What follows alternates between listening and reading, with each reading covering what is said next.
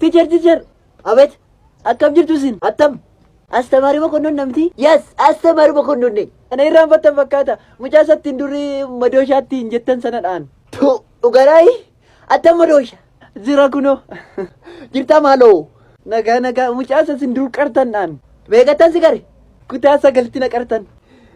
Maal hojjetaa jirtanii maalirra keessatti barumsa? Barumsa durii yaadatti yoo ta'e gaafa sin maal taatanaan jettani xiyyaara ofuun jedhamitiire. Dhugaadha. Gosh. Yeroo akka jijjiiramtan arguu caalaa maaltu namatti tola? Baay'ee nan jijjiirama turaaka. Akkam xiyyaara ofuun? Anoon beekusaa oofaan jiru ammaaf. Jettiidhaare? Lakkisas miti. Maal ooftare? Gaarii? Dogoggortee takkaan sin barsiifne kaa? Astamaari Mokonnon miti maasin? Baqaan wallee taakaa. Maali waliin dhoofne?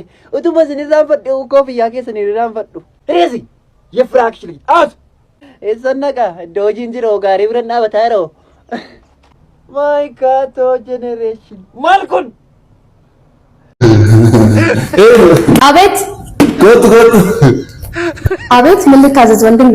ለቆሎቃ እንጀራ። ይቅርታ ወንድሜ ለቆሎቃ የሚባል ምግብ እኛ ጋር የለም። እኛ ጋር ያለ ምግብ ዶርማ ፍርፍር በስጋ እንቁላል በስጋና ፓስታ በአትክልትና በሱጎ ነው ያለው። እንዴ ለቆሎቃ በቆርዱ እንደርሱ?